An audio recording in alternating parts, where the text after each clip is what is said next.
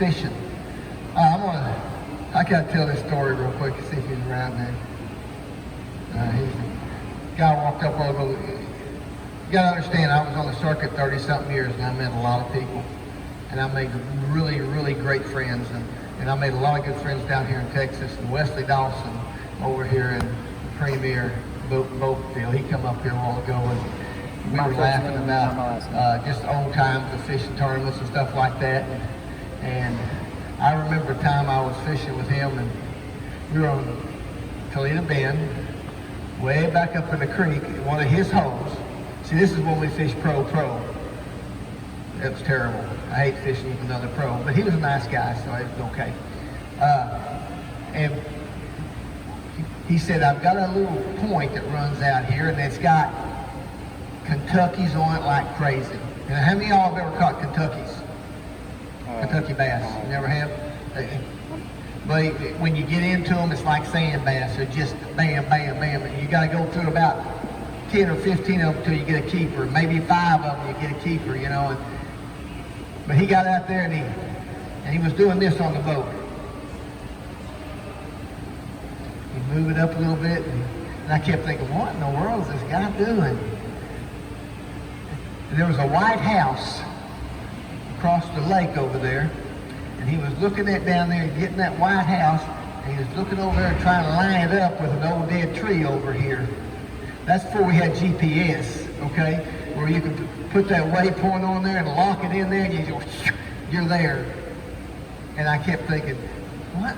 He finally said, now look, if I line that thing up there, and I drop this buoy marker, those Kentuckies are right there. We back off there, and we caught them. I mean, we caught them like crazy. We probably caught 30 of them now, and I finally got a limit, sir, and he finally got a limit, all right? The next tournament, I went there because he wasn't fishing it, and I called him and said, can I fish your hole? Yeah, no problem at all. So I got out there and I lined that boat up, and I saw that white house over there. Got it all lined up, and I looked. There ain't no dead tree over there. It's gone. It's fallen in the water, I guess. So guess what? I never found them Kentuckies again. So, hey, all right, let's talk about it. Let me tell you something. I was doing a show in Nashville, Tennessee. Guy come up to me, and he said, are you doing a seminar? I said, yes, I am. He said, would you do me a favor? And I said, what's that? He said, will you not talk over my head? Will you not talk about stuff that I'm not going to do? He said, all of these you pros get up there and you start talking about barometric pressure, and you talk about this, and you got talking about that. He said, I ain't going to use that. I just want to learn how to catch fish. So you know what? I've changed my mind on fishing. Because really, think about this. How many of y'all out there are professional anglers? How many of y'all out there fish a tournament every weekend? How many of y'all out there fish once a month? Fish a tournament once a month? Oh, not a tournament. Okay. How many of y'all out there fish at least one tournament a year? Okay, good. One. Okay. Think about this though, guys. 90 million fishing. There's 90 million people who own a fishing license in the United States. Do you know that? 90 million. Do you know there's only 150 touring pros, sir? That's it. You don't care about all that crap, do you? You don't have it, you're not taping me, and you're not going, but everything I'm going to tell you right now, sir, you'll remember it, and you'll catch fish, okay? Everything I tell you. All right. I'm going to give you 5, maybe 6 lures that you should have when you go fishing, period. Okay? Spinnerbait. Spinnerbait, right here. That bait, spinnerbait, okay? Crankbait. A rattle trap. That's it. Rattle trap right now, starting out, rattle trap. Okay? Spinnerbait, rattle trap, Senko, brush bait, 2 brush baits if you want to, it's up to you, but brush bait, okay? A fluke, everybody know what a fluke is? Yep. Soft plastic jerk bait, okay? A fluke, and in a Ned rig, that's it. That's all you gotta have, period, in discussion, okay? First thing, I will tell you though, I want you to do, please do me a favor. Buy a good rod and reel. Don't. Don't buy a cheap rod and reel. Please. Not gonna do you any good. Okay? My granddad bought me a rod and reel when I was 14 years old. I started fishing tournaments. He bought me a Ambassador 5000D. I don't know if y'all know what that is, but let me tell you what, I can still use it today. Now it's not, I can't do this with it. Put down there on your, you have to look, sir, it's on your foot, okay? It has no hook, it's fine. You can look, but it's right there by your foot. But what I did, sir, I went on around the back of it, okay? Because sometimes when I'm fishing a dock or something like that, I want to get around the back of it so I know how to do that, okay? You don't have to learn how to do that. That 5,000, see, now look, sir, see, it's going to go around the back of your foot. Yeah, it did, okay? They won't do that. But I guarantee you, if I go on the Ouachita River up there in Oklahoma and go catfishing, that sucker will still work, okay? And that's what I use. So buy a good one, just a Lew's rod and reel. I will tell you to buy Lew's because they pay me to tell you that. Sorry, man, I'm pretty simple, okay? Do I like Lew's? Absolutely, I love them. I mean, I think they're one of the finest rod and reels out there, okay? Buy a good one, and when you buy your kids a rod and reel, please do me a favor, do not buy them a Snoopy or a Princess or a Darth Vader or anything like that.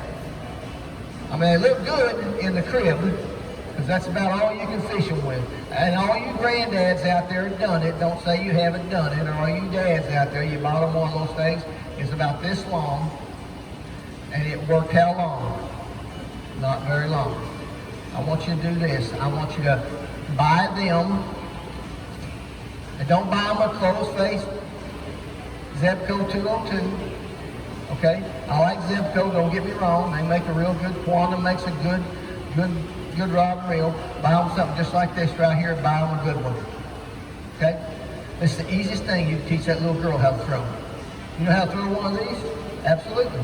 Yeah, it's easy, isn't it? You just put your finger on the line, open up the bail, throw it out and let go. And it'll go a country mile. Okay?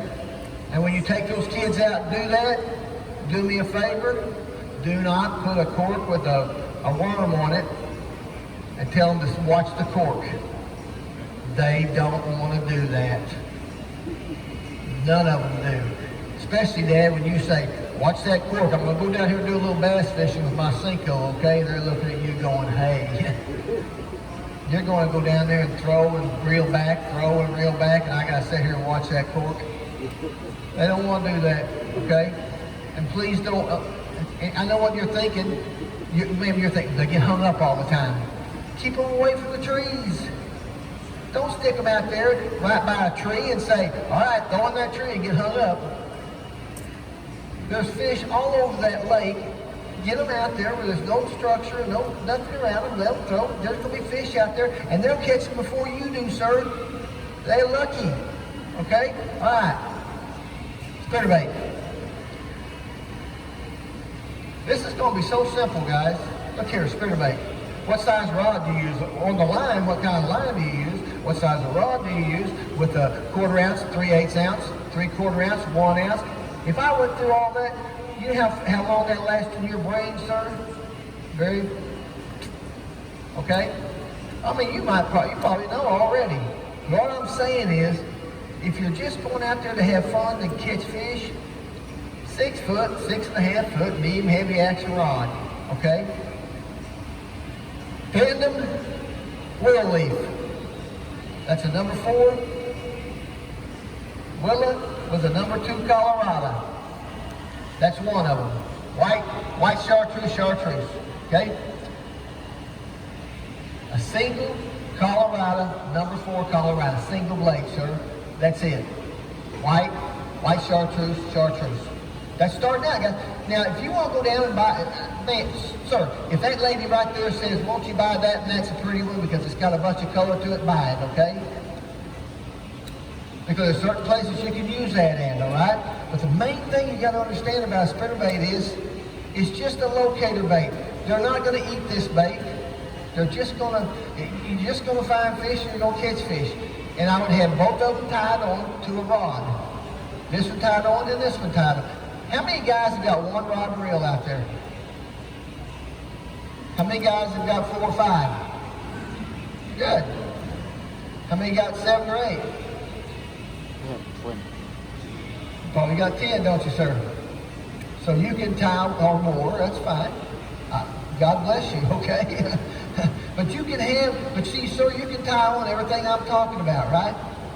And go and catch them. All right, next thing. These fish, I want to tell you something about these fish. That guy brought me these fish, and they are absolutely just driving me crazy. They're going to hit everything I throw in there, okay? All right, but I want to show you some things about the spinnerbait. Well, maybe they're not. Thank you very much. I appreciate that. There, look. Oh, good, good, good. Okay, now watch. Here, let's talk about this. I'm going to throw this out. And this is what most guys do. They throw it out, and they bring it to the bottom, and then they bring it right straight back up the top. They hold the rod up, and guess what happens? Look, now watch. All we're doing, we're going to throw it out there. We're going to let it go all the way down. And then we're going to hold the rod up, and we're going to bring it right back up the top. Aren't we? Okay, let me show you something here, guys. There is a zone, which is called the strike zone. A zone where the fish are. If you have a boat, how many guys got a boat? How many guys got a depth finder on their boat? Okay, you know, sir, it says down there they're 7 or 8 foot. This should go down what? 7 or 8 foot, right? Okay. I want you to take this bait and I want you to throw as far as you can. Okay? Because let me show you something. If I throw it from right there to you, right there, how far is that? Okay, look how long I'm going to be in the strike zone, sir. Okay? All right? Now, if I throw this bait way out there like that right there, look how far I'm going to be in the strike zone. The longer I'm in the strike zone, guys, the more chance I have to do what? Catch fish. Okay? So, how are we going to keep that bait down? Pretty simple. We're going to take and throw the bait out. We're going to let it go down. And we're going to keep the bait, our rod down. Look, we keep our rod down, guess what happens? It stays down. And, will you let go? All right. So Now, it's just funny when you ask because if I hold my rod up and I get a strike, guess what happens? Look how far, now look up here. Look. That's all I can do to get that hook set. But if I hold my rod down, boom, look how much of a hook set I get. Because I want to get it past the barb. If I don't get it past the barb, most times, sir, when they come up and do this and go, guess what that is? You didn't get it past the barb. I mean, how many guys have ever had one of these in their finger? How many guys have never had one in their finger? You haven't? Young man, come here. I'm going to show you what I'm talking about. Here, hold on. Let me put that in your stick this in your finger, okay? I'm going to jam it all the way up through the... No, I wouldn't do it. Sit down. Avery, you depressed now. R.I.P. to your face. Because look, it doesn't come out that easy, does it? Okay? So look, guys, set the hook from here up, a better hook set than from here up, okay? So that works pretty good, all right? Now, let's talk one other thing about spinnerbait real quick. All right, say you throw it out. Say you get a strike. Ah, missed him, dadgummit. What's the first thing you want to do? Throw it, baby, right back out there. You just can't stand it. Let me tell you something. Don't ever throw this back out there. They ain't gonna hit it again. They have no idea what it looks. Sir, you ever seen anything like that swim in the water by itself? If you do, get out. It's got a hook on it, okay? Guys, there's nothing in the water that looks like this. So let me tell you what's gonna happen. You set the hook, you miss him, do me a favor. Watch this is what I do. Real simple.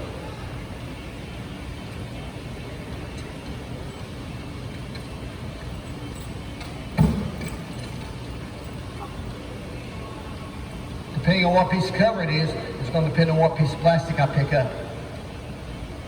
If it's around the brush pile, I'm throwing these 2 baits right here. I guarantee you. I've got these tied on. Brush hog. This is called the cowboy. Got it? Okay? Now if it's a lay of log, standing timber, I'm picking up this bait right here. Yeah, I have that This line. bait right I here have that line. is a Cinco. And if you're not fishing Cincos, people, you better start. This is the only bait that I will guarantee you, you will catch fish on. Period. End of discussion.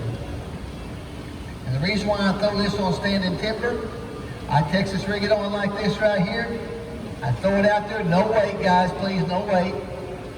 Throw it out. How many guys fish Cincos first before I start talking about this? 1, 2, 3, 4. How many guys have never thrown a Cinco before? Okay. Sir, you don't have to do this. It's okay. You know what? That guy and that guy and that guy. They didn't just get up one morning and say, you know what, I think I'll fish that Cinco today. Someone told them about that Cinco to get them to fish that bait, okay? I want to show you something, sir. I'm going to throw a few out. Now, this is the only bait I'm going to tell you that you need to throw several colors in, okay? Dark water, dark color, light water, light color. Pretty good rule of thumb, okay? So you're going to come into a fairly, I'll say murky kind of condition, okay, in the water. I want you to pick up this one right here.